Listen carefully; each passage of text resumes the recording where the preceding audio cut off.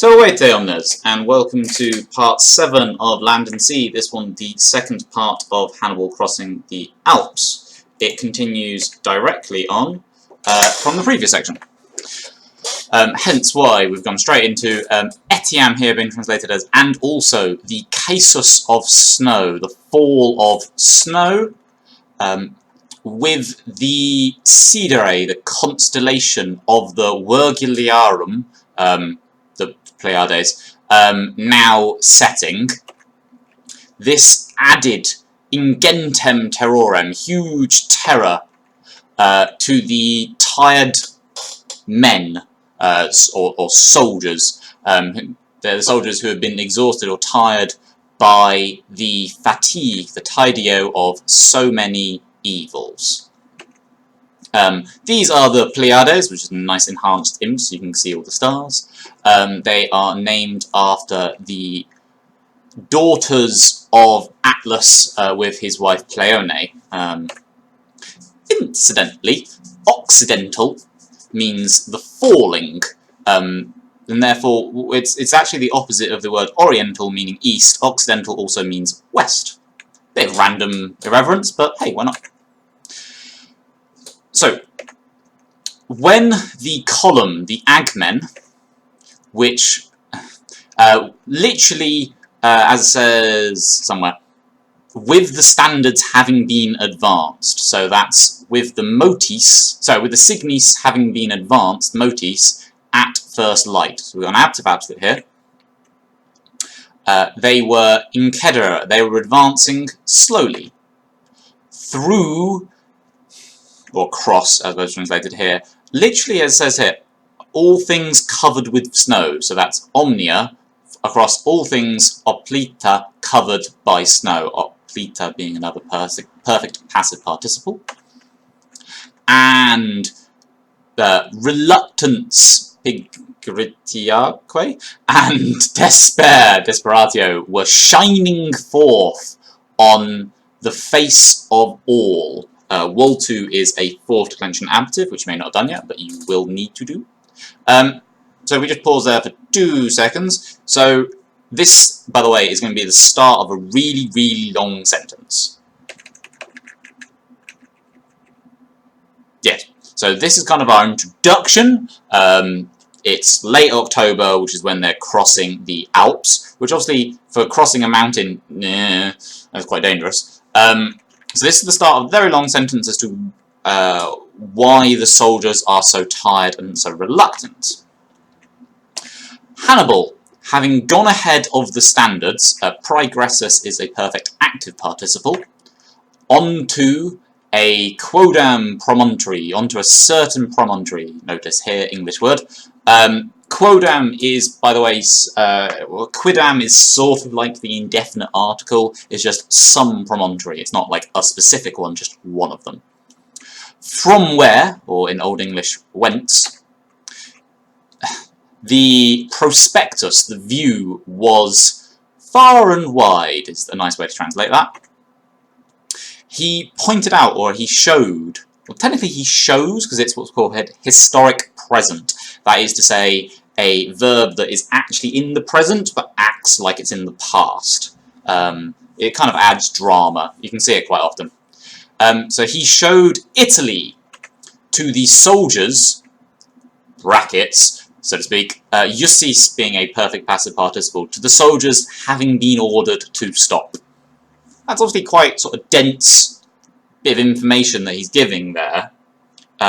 So there's the snow falling, the soldiers are crawling almost across the snow-covered ground, and Hannibal sees this, goes ahead of the standards, goes up to a certain point, and sort of points outwards and says, look, look down there.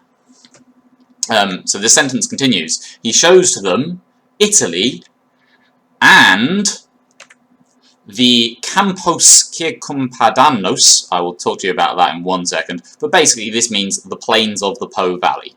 The Padus is the old name for the river Po. having been thrown down, or having been thrown under, literally. Obviously you don't tend to throw valleys, but it's in the sense of like underneath, so, or at the foot of, as has been translated here, at the foot of the Alpine mountains.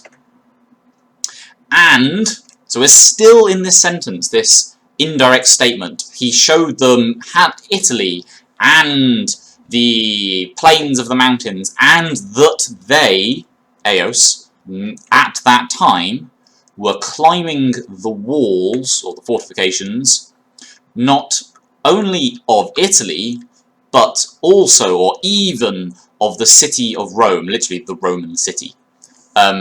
This, incidentally, is very common in Latin, this non-modo ... sed etiam, not only, but also, or but even. Very common to sort of emphasise what's going on. A little bit of background here for a couple of slides. So this is the Po Valley. This is the river Po.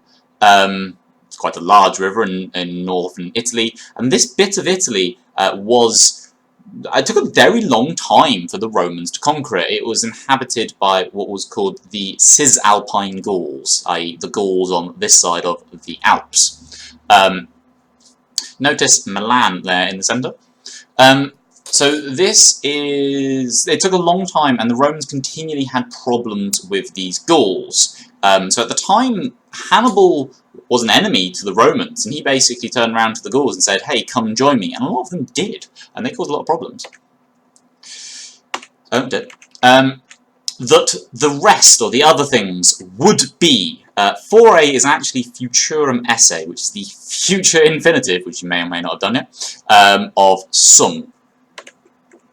The rest would be flat, downhill. I've added an or there to make sense, but it could just be, would be flat, comma, downhill, comma. That in one or at most another, so that with one battle or at most another, there being battle, you could translate that with one battle or at most another, or you can say with one or at most another battle, same thing. They would have. Habituros is also a future infinitive. It should really be habituros esse, but has been skipped out for reasons of brevity. That they would have the citadel and the head of Italy in their hand and power. A little bit of note here. Both of these are what's called hendiadys, which is when instead of saying it's beautifully hot, as here, you'd say it's nice and hot. Or another in Macbeth, full of sound and fury. It's obviously, these are the same thing, really. Here we have, what's going on there? Here we have Archem and Caput, the citadel and the head. Well, that's the same thing. He means, Rome.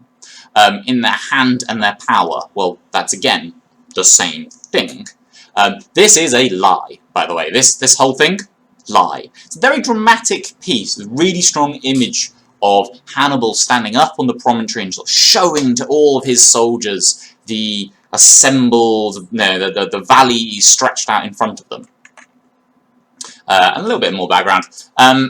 For short note on historical accuracy, if you Google Hannibal's route over the Alps, particularly if you search news, there are tons and tons of articles that say, this is definitely the real route, or scientists have finally uncovered, because people like clickbait titles. There was actually a BBC article about it, which suggested his route was the Col de la...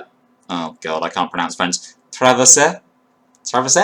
One of the two, maybe. The BBC was a bit more fair. They actually provided the 3 most common thought of routes, but they said it's probably this one. But the basic is, we don't know. We haven't found any of the routes that exactly match the descriptions given in the text, although are the descriptions given accurate because they're written by Romans, or in some cases Greeks. And we haven't found any really, really good data, like a load of soldiers died on the way up through the mountains, so surely, logically, there should be some metal remains of their armour and swords and supplies. Nope, haven't found anything. And there's a lovely quote here. Few historical problems have produced more unprofitable discussion than that of Hannibal's pass over the Alps. That is to say, we spent a lot of time on it, and not found anything useful. So let's spend more time on it. So this is the Col de la something, which is one of the most common routes supposed. This maybe is the view that Hannibal's pointing out. You know, he's standing up here and he's sort of pointing down all the way down the mountains. Maybe it's that one.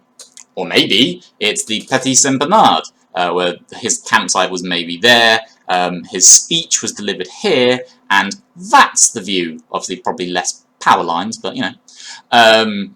Obviously, these are taken a bit earlier. You can imagine that in late October, you know, there's going to be snow everywhere. Hannibal was also being attacked, as I said in the previous episode, by the hill tribes of the Alps, who basically saw this as free loot.